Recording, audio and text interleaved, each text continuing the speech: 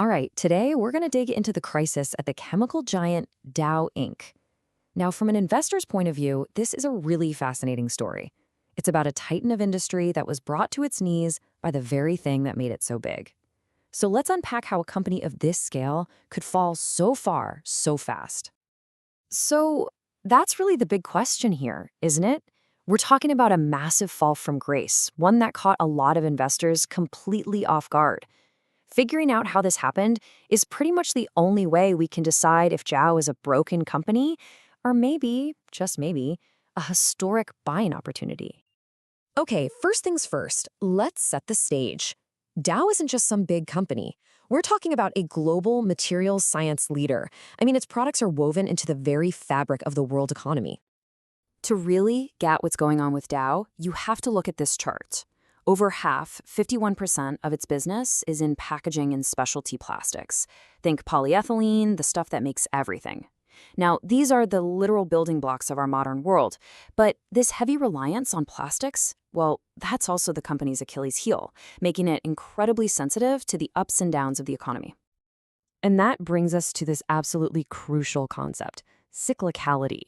You see, Dow's business is what we call cyclical. It's tied directly to big economic things like global GDP and manufacturing output.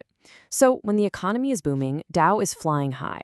But when things slow down, well, that roller coaster takes a very steep and very fast drop.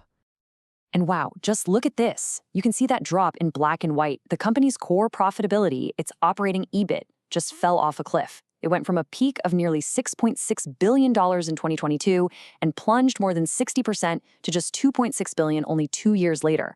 That, right there, is the brutal reality of a cyclical downturn. But you gotta understand, this collapse wasn't happening in a vacuum.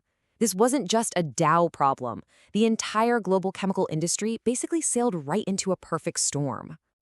And these were the four horsemen of that storm. First, you had weak global demand, as all the major economies started to slow down. Then, you had this massive oversupply problem, with new plants in China just flooding the market with cheap materials. On top of that, you had stubbornly high energy costs, especially in Europe.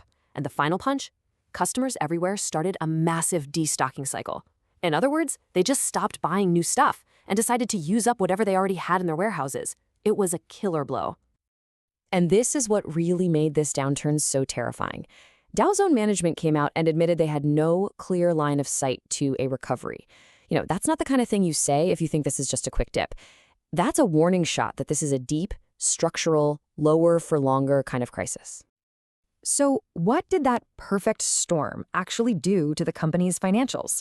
Well, this is where the story gets really, really dramatic. Just look at this number. In 2022, Dow was a cash machine, generating over $5.6 billion in free cash flow. By 2024, that had completely vanished. It swung to a deficit of $37 million. The company was literally burning cash. For any investor, that is the biggest red flag you can possibly see, and it's what triggered everything that came next. Right, so with no cash coming in the door and profits collapsing, what happens? The debt levels explode. This ratio here, net debt to EBITDA, is a key measure of a company's financial health. Dow always aims to keep it under 2.5 times. Well, by early 2025, it had skyrocketed to 5.2x. That put the company's financial stability in serious jeopardy. And, well, the consequence was pretty much inevitable. The credit rating agencies saw those dangerous debt levels and did exactly what you'd expect. They downgraded Dow's rating. That made it more expensive for the company to borrow money right at the moment they needed cash the most. And here it is, the final straw for so many investors. In July of 2025, management had no choice. They were forced to slash the quarterly dividend in half. For a company that was always seen as a safe, blue-chip stock you bought for the income, this was an earthquake. It just shattered the trust of investors who had relied on that steady paycheck for years. So, with its back completely against the wall, management had to make some huge moves. This was no longer about tweaking the strategy. This was about plain and simple survival. The company was forced into this massive strategic pivot. A complete 180. The old plan was all optimism. It was called Decarbonize and Grow, and it was all about this huge $6.5 billion growth project. The new plan? Forget all that. Now it's just cash preservation and survival. So what does that survival plan actually look like? Here are the big moves. First, they slammed the brakes on that massive growth project, pausing it indefinitely. Second, they took a knife to the budget, slashing $1 billion from their 2025 spending plans. And third, they started shutting down their most expensive energy-guzzling assets in Europe. This is a full-scale retreat designed to stop the bleeding and defend the balance sheet. And it's really important to remember that all this painful cutting, it does have a purpose. The goal here is to get through this crisis and emerge on the other side as a smaller, leaner company. One that's hopefully a lot more resilient and, ultimately, more profitable when the business cycle finally turns back up. Which brings us to the million-dollar question for any investor looking at this stock today. After all of this chaos, is Dow a value trap that's just waiting to fall even further? Or is this a true deep value opportunity of a lifetime? I mean, this is the core problem, right? When a company's earnings are negative, all those normal metrics we use, like the PE ratio, they become totally useless. So you have to find a completely different way to think about what the company's actually worth. And that leads you to these two very different ways of looking at it. The first view just sees the trough. It says the current numbers are ugly, they're meaningless, stay away. But the bull case tries to look past the crisis to what Dow could earn in a normal average year.